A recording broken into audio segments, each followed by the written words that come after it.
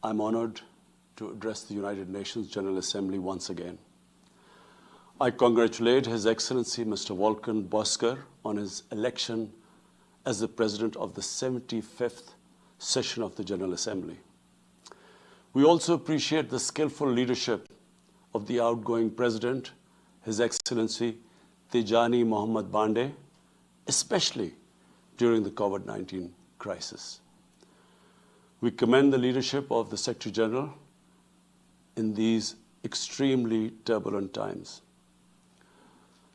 Mr. President, since my government assumed office, our consistent effort has been to fundamentally transform Pakistan. We envisage Naya Pakistan to be modeled on the principles of the state of Medina, established by our Holy Prophet Muhammad sallallahu alaihi wasallam. A just and humane society where all government policies are directed at lifting our citizens out of poverty and creating a just and equitable dispensation. To achieve this goal, we need to have peace and stability. Thus, our foreign policy aims to have peace with our neighbors and settle disputes through dialogue. Mr. President, the 75th anniversary of the United Nations is an extremely important milestone, as this is the only body in the world that can help us achieve our goals of peace and stability in our neighborhood. This is also time for us to reflect whether, as the United Nations, we have been able to realize the promise we collectively made to our peoples. Today, the foundations of the world order, non-use of or threat of unilateral force, self-determination of peoples, the sovereign equality and territorial integrity of states, non-interference in their internal affairs, international cooperation, all these ideals are being systematically eroded. International agreements are being flouted and set aside. Renewed great power rivalries are leading to a new arms race. Conflicts are proliferating and intensifying. Military occupation, illegal annexations are suppressing the rights of human beings to self-determination. According to the respected professor Noam Chomsky, mankind is at even a greater risk than it was before the First and Second World Wars in the last century. And this is because of the threat, increased threat of nuclear war, climate change, and sadly the rise of authoritarian regimes. We must come together to prevent such a catastrophe. We believe that the driving force in international relations must be cooperation in accordance with the principles of international law and not confrontation and force. We all must emphatically reaffirm our support for multilateralism. Mr. President, the COVID-19 pandemic has illustrated the oneness of humanity. In our interconnected world, no one is safe unless everyone is safe. Locking down to control the pandemic has triggered the worst recession since the Great Recession in the last century. This has hit the poorest countries the hardest, as well as the poor in all the countries. In Pakistan, we realized very early on that if we imposed a strict lockdown, the type that several affluent countries had imposed, we would have more people dying of hunger than the virus. Therefore, we adopted a policy of smart lockdown. While concentrating on the hotspots, the virus hotspots, we opened up our agriculture sector immediately, and then followed it up by the construction sector, which employed most of the people. At the same time, and this is despite financial constraints, my government deployed $8 billion, unprecedented amount, for our health services. plus support the poorest and most vulnerable households with direct cash payments through SR's program, and then subsidies to the small businesses.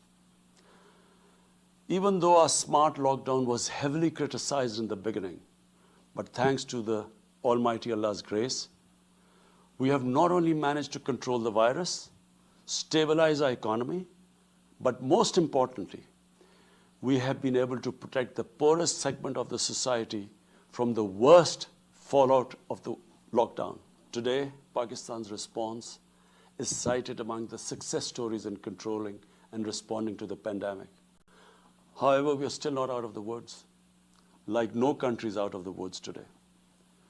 But Mr. President, it was obvious from the outset that developing countries would need fiscal space to respond to and recover from the COVID crisis.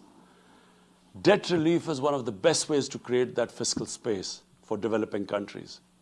Therefore, in early April, I called for a global initiative on debt relief. We appreciate the G20's official debt suspension initiative and the emergency and rapid financing offered by the IMF, World Bank, Asian Development Bank, and UN agencies. This, however, is not going to be enough. The IMF has estimated that developing countries will need over $2.5 trillion to respond and recover from the crisis. The official debt suspension will need to be extended and expanded. Additional debt relief measures will also be needed. Development banks should ensure adequate financial inflows. Rich countries have generated over $10 trillion to finance their own response and recovery. They should support the creation of at least $500 billion in new special drawing rights for the developing world. Mr. President, in my address to the General Assembly last year, I had highlighted the tremendous damage that illicit financial flows from developing countries to rich countries and to offshore tax havens cause. This leads to the impoverishment of the developing nations. Money that could be used towards human development is siphoned off by corrupt elites. The loss of foreign exchange causes currency depreciation. That in turn leads to inflation and poverty. The quest for getting back these stolen resources is nearly impossible, given the cumbersome procedures. Moreover, the powerful money launderers have access to the best lawyers. And sadly, because they are the beneficiaries, there is a lack of political will in the rich countries to curb this criminal activity. Mr. President, if this phenomena is unaddressed, it will continue to accentuate the inequality between the rich and the poor nations, and eventually will spark off a bigger global crisis, a far bigger global crisis than the present migration issue poses. The rich states cannot hold forth on human rights and justice when they provide sanctuary to money launderers, to their looted wealth. There are robust anti-money laundering and anti-terror financing regimes. I call upon this Assembly to take the lead in efforts to build a global framework to stem the illicit financial flows and ensure speedy repatriation of stolen wealth. It is important to realize that the aid that flows from rich countries to the developing world is minuscule compared to the massive outflows by our corrupt elites. Mr. President, this year, I must again reiterate the threat posed to mankind due to climate change. Unprecedented fires in Australia, Siberia, California, Brazil. Unprecedented floodings in various parts of the world. Record temperatures, even in the Arctic Circle. This should make all of us worried for our future generations. Commitments made through the Paris agreements must be fulfilled. In particular, the commitment to mobilize 100 billion US dollars annually as climate finance. Pakistan's contribution to carbon emissions is minimal, but it is one of those countries most affected by climate change. Yet, we have decided to take the lead as we consider addressing climate change a universal responsibility. We have launched an extremely ambitious program to plant 10 billion trees in the next 3 years as a contribution to mitigating the effects of climate change. Mr. President, the pandemic was an opportunity to bring humanity together. Unfortunately, it has instead fanned nationalism, increased global tensions, and given rise to racial and religious hatred and violence against vulnerable minorities in several places. These trends have also accentuated Islamophobia. Muslims continue to be targeted with impunity in many countries. Our shrines are being destroyed. Our Prophet Muhammad sallallahu alaihi wasallam insulted. The Holy Quran burnt. And all this in the name of freedom of speech. Incidents in Europe, including republication of blasphemous sketches by Charlie Hebdo, are recent examples. We stress that willful provocations and incitement to hate and violence must be universally outlawed. This assembly should declare an international day to combat Islamophobia and build a coalition to fight the scourge that splits humanity. Mr. President, the one country in the world today where I'm sad to say the state sponsors Islamophobia, and that is India. The reason behind this is the RSS ideology that unfortunately rules India today. This extremist ideology was founded in the 1920s. The RSS founding fathers were inspired by the Nazis, and they adopted their concepts of racial purity and supremacy. While the Nazis' hate was directed at the Jews, the RSS directs it towards the Muslims and to a lesser extent, the Christians. They believe that India is exclusively for Hindus and others are not equal citizens. The secularism of Gandhi and Nehru has been replaced by the dream of creating a Hindu Rashtra by subjugating, even cleansing, India's 200 million Muslims and other minorities. In 1992, the RS destroyed the Babri Masjid. In 2002, some 2,000 Muslims were slaughtered in Gujarat, and this was under the watch of Chief Minister Modi. In 2007, over 50 Muslims were burnt alive by RSS arsonists aboard the Samjhauta Express train. In Assam, around 2 million Muslims face the prospects of being arbitrarily stripped of their nationality through the adoption of discriminatory laws. There are reports of large concentration camps being filled by Muslim Indian citizens. Muslims were falsely blamed, vilified, and victimized for spreading the coronavirus. They were denied medical attention on many occasions. Their businesses were boycotted. Cow vigilantes attack and kill Muslims with impunity. Last February, Muslims faced targeted killings with police complicity in New Delhi. Mass registrations in the past have often been a precursor to genocide.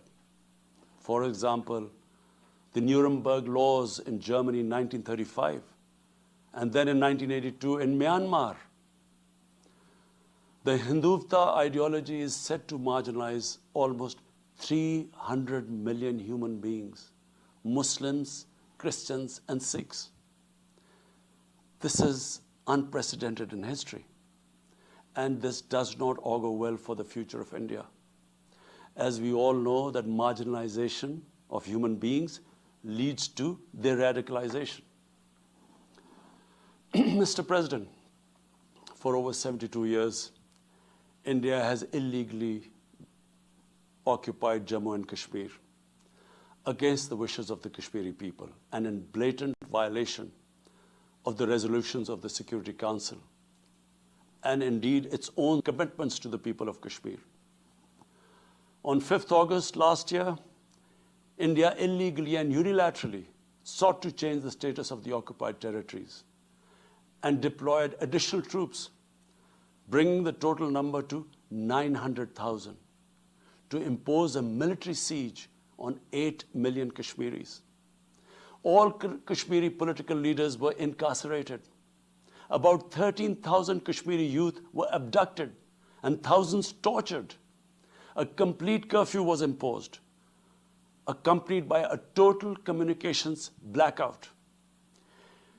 Indian occupation forces have used brute force, including pellet guns against peaceful protesters, imposed collective punishments, including the destruction of entire neighborhoods, and extrajudicially murdered hundreds of innocent young Kashmiris in fake encounters, refusing even to hand over their bodies for burial.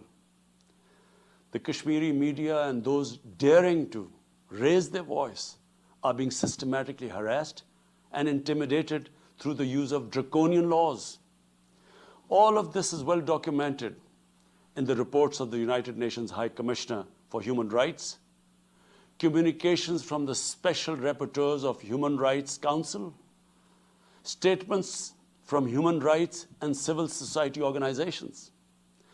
The international community must investigate these grave violations and prosecute the Indian civil and military personnel involved in state terrorism and serious crimes against humanity being perpetrated,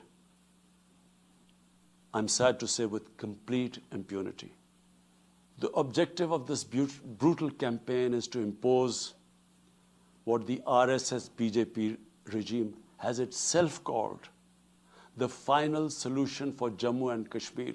To this end, the military siege is being followed by moves to change the demographic structure of the occupied territory.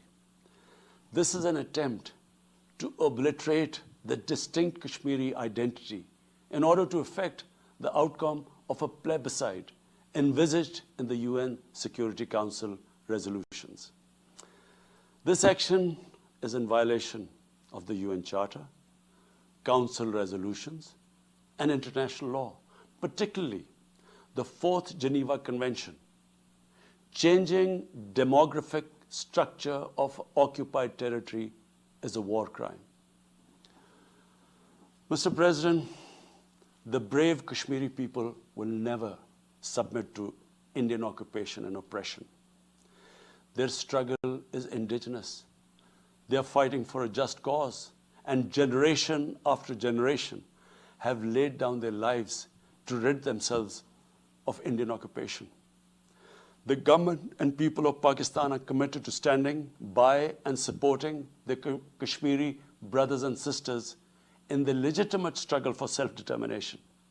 Mr. President, in order to divert attention from its illegal actions and atrocities in Indian-occupied Jammu and Kashmir, India is playing a dangerous game of upping the military ante against Pakistan in a nuclearized environment.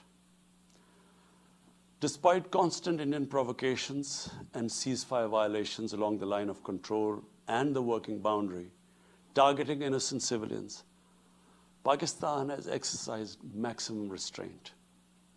We have consistently sensitized the world community about a false flag operation and another ill-conceived misadventure by India. My parents, Mr. President, were born in the colonial India, and I was the first generation that grew up in an independent Pakistan. I want to make it clear that any attempt by the fascist totalitarian, RSS-led Indian government to aggress against Pakistan will be met by a nation that will fight for its freedom to the end. Mr. President, there will be no durable peace and stability in South Asia until the Jammu and Kashmir dispute is resolved on the basis of international legitimacy. Kashmir has been rightly described as a nuclear flashpoint. The Security Council must prevent a disaster conflict and secure the implementation of its own resolutions, as it did in the case of East Timor. The Council has considered the situation in Jammu and Kashmir 3 times in the past year. It must take appropriate enforcement actions. It must also take steps to protect the Kashmiris from an impending genocide by India. Pakistan has always called for a peaceful solution. To this end, India must ascend. To reach this end, India must ascend the measures it has instituted since 5th August 2019, end its military siege and other gross human rights violation, and agree to resolve the Jammu and Kashmir dispute in accordance with the relevant UN Security Council resolutions, and of course, the wishes of the people of Kashmir. Mr. President, Pakistan's desire for peace in our region is also manifest in our efforts to promote a political solution in Afghanistan.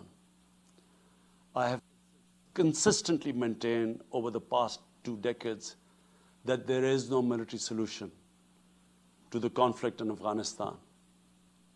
The only way forward was and is a political settlement, which involves the full spectrum of Afghanistan's political actors. Pakistan fully facilitated the process that culminated in the US-Taliban peace agreement on 29 February 2020. Pakistan is deeply gratified that it has fulfilled its part of the responsibility. The Afghan leaders must now seize this historic opportunity to achieve reconciliation and restore peace in the war-torn country. Through the intra-Afghan negotiations that commenced on 12th of September, they must work out an inclusive, broad-based, and comprehensive political settlement. The process must be Afghan-led and Afghan-owned, and without any interference or outside influence. Early return of Afghan refugees must be part of this political solution. After almost 2 decades of war, it is imperative not to allow spoilers within and outside Afghanistan to subvert the peace process. Peace and stability in Afghanistan will open new opportunities for development and regional connectivity. Mr. President, Palestine remains a festering wound. A just and lasting settlement is indispensable for the Middle East and actually the world. Illegal annexations of Palestinian territory, the building of illegal settlements, and the imposition of inhuman living conditions on the Palestinian people, especially in Gaza, cannot bring peace to a troubled region. Pakistan continues to support a 2-state solution in line with the UN General Assembly and Security Council resolutions within the international agreed parameters, and they are pre-1967 borders, and Al-Quds, Al-Sharif as the capital of a united, contiguous, and independent Palestinian state. Mr. President, the United Nations remains the best legitimate avenue for collective action in managing international conflicts, fostering peace and security, promoting equitable development, and addressing global problems. I urge the Secretary General to take the lead in preventing global conflicts. He should convene summit-level meetings to address regional hotspots and resolve outstanding disputes. The United Nations should be made fully responsive to the challenges of our times. A comprehensive reform of the United Nations, including the Security Council, is essential to promote greater democracy, accountability, transparency, and efficiency. Pakistan will continue to participate actively in this process and endeavor with other member states to build a world where conflict is outlawed and equitable prosperity for all pursued in conditions of peace and security.